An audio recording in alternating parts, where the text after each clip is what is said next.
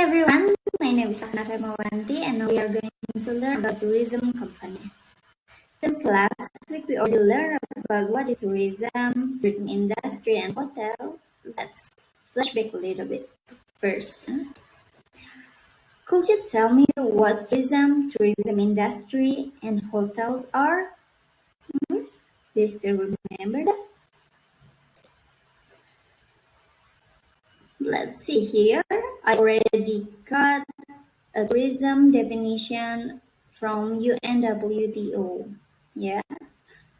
Tourism is a social, cultural, and economic phenomenon which entails the movement of people to countries or places outside their usual environment for personal or business/professional purposes. Kita lihat inti dari pariwisata. Definisi pariwisata menurut UNWTO adalah fenomena yang melibatkan perpindahan orang. Ini kuncinya ya, perpindahan orang atau seseorang keluar dari tempat kebiasaannya. Paham ya? Kita lanjut. These people are called visitors, which may be either tourists or excursionists, residents or non-residents. And tourism has to do with their activities, some of which involve tourism expenditure. Ya, dapat dilihat artinya bahwa orang-orang yang melakukan kunjungan tersebut, orang-orang yang melakukan pariwisata, orang-orang yang melakukan perpindahan dari pergerakan dari tempat asalnya, tempat kebiasaannya keluar tempat tersebut, itu bisa dikatakan, itu memang dikatakan sebagai pengunjung, ya, visitor, pengunjung. Namun di sini pengunjung divide atau dibagi menjadi dua, yaitu ada turis dan excursionis. Apa bedanya? Untuk turis yang kita terjemahkan menjadi wisatawan, dia adalah orang yang melakukan pariwisata di destinasi tersebut selama setidak-tidaknya 24 jam. Sedangkan excursionis adalah seseorang pengunjung yang melakukan kegiatan berwisata di destinasi tersebut kurang dari 24 jam. Misalnya seperti ini. Saya, orang Bale Endah, pergi ke situ Cileunca di Pangalengan, yang mana jaraknya hanya kurang lebih sekitar 40-50 km dari rumah saya. Nah, saya hanya memerlukan waktu perjalanan 1-2 jam untuk mencapai tempat wisata tersebut, ya, situ Cileunca tersebut. Nah, saya mungkin menghabiskan sekitar waktu 4 jam untuk bermain di situ Cileunca, kemudian saya kembali lagi sampai di rumah. Mungkin semuanya total keseluruhan saya hanya menghabiskan 8 jam, ya, dari perjalanan sampai saya tinggal di saya stay di situ Cileunca untuk berwisata dan pulang lagi, ya, itu hanya 8 jam. Saya selama di situ Cileunca tidak dapat dikatakan sebagai wisatawan karena saya hanya melakukan pariwisata, saya hanya berada di destinasi tersebut kurang dari 24 jam, ya. Nah, tapi bagaimana kalau saya, orang Bale Endah, pergi ke Bali selama 2 hari? Ya, saya tinggal di sana full 2 hari, kemudian pulang kembali, total dengan perjalanan mungkin sekitar 2,5 hari, ya. Itu saya dapat dikatakan saya adalah wisatawan saat saya berada di Bali. Kenapa? Karena saya berada pada destinasi tersebut, melakukan wisata di destinasi tersebut lebih dari 24 jam. Paham ya bedanya ya? Kita lanjutkan ke definisi tourism industry. Tourism industry is a bunch of unrelated tourism businesses in the context of producing goods and/or services to fulfill the needs of tourists in the implementation of tourism. Jadi Kalau tadi pariwisata itu kegiatannya, nah industri pariwisata ini adalah kumpulan bisnisnya, di mana kumpulan bisnis-bisnis usaha pariwisata ini menghasilkan barang atau jasa yang dibutuhkan untuk menyelenggarakan pariwisata itu tersebut untuk memenuhi kebutuhan wisatawan. Contohnya seperti apa sih industri-industri yang terlibat dalam pariwisata?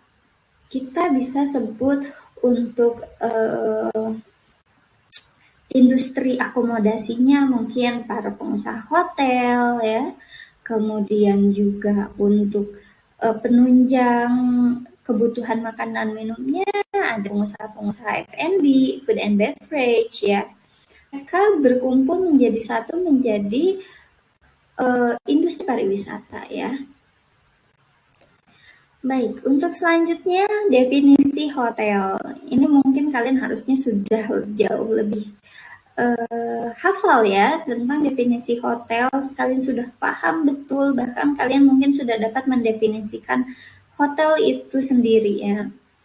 Kita lihat di sini definisi hotel menurut AHMA, American Hotel and Association. Ya. Hotel is a building managed commercially to provide lodging facilities including food and beverage service, room service, concierge, laundry service, etc. Ya, hotel adalah bangunan yang dikelola secara komersil dengan menyediakan fasilitas penginapan termasuk pelayanan makanan dan minuman, kamar, pelayanan barang bawaan, pelayanan cucian, pakaian, dan lain-lain. Kemudian termasuk pada materi intinya. Tourism component. Komponen pariwisata. It needs some component for the tourism to become a whole in the tourism main component or well known as 5A, yeah. Attraction, accommodation, accessibility, amenities, and activities. Jadi komponen pariwisata itu apa sih? Kita definisikan dulu apa itu komponen. Komponen itu adalah sesuatu yang membentuk sesuatu yang lebih kompleks, yang lebih konkret gitu ya. Misalnya seperti ini. Kalian memiliki smartphone, kalian memiliki sebuah handphone, di mana handphone tersebut terdiri dari beberapa komponen, yang mana kalau salah satunya tidak ada, itu tidak dapat dikatakan sebagai handphone yang baik, mungkin ya, tidak dapat dikatakan sebagai handphone yang utuh gitu. Misalnya kita lihat di handphone kalian ada komponen apa aja sih? Dimulai dari ada komponen LCD-nya, ada komponen baterainya, ada komponen CPU-nya sebagai otak yang menjalankan smartphone tersebut ya. Kemudian juga ada modul kameranya, ada modul mikrofonnya, ada modul speakernya. Nah, part-part tersebut merupakan komponen-komponen yang mana jika mereka lengkap, utuh, bersatu, menciptakan satu kesatuan yang utuh juga. Sama halnya di sini dengan pariwisata. Pariwisata yang utuh, ini pariwisata yang memiliki komponen yang lengkap, yang disebut dengan, kalau sekarang banyak yang menyingkatnya dengan 5A ya. 5A ini ada atraksi, akomodasi, aksesibilitas, amenitas, dan aktivitas. Kita bahas satu-satu apa itu 5A ya. Yang pertama kita lihat di sini ada atraksi. Attraction. Attraction is something that has charm that makes people want to experience it ya. Atraksi adalah sesuatu yang punya charm, daya tarik ya, yang membuat orang tuh ingin gitu mengalami hal itu. Mengalami di sini bisa jadi ingin menyaksikan, ingin mendengar ya, ingin terlibat seperti itu. Itu namanya atraksi. There are two main attraction. site attraction such as beautiful places, historical places, wonderful landscape, and etc. Yeah. And even attractions such as festival, exhibition, concert, and other event. Jadi di sini dikatakan ada dua atraksi utama, yaitu atraksi situ seperti misalnya tempatnya indah, kemudian juga tempatnya bersejarah, atau pemandangannya luar biasa indah. Itu dikategorikan ke dalam daya tarik situs ya, berhubungan dengan tempat gitu. Kayak misalnya contohnya apa? Misalnya Pantai Senggigi di Bali gitu. Pantai Senggigi di Lombok ya. Pantai Senggigi di Lombok.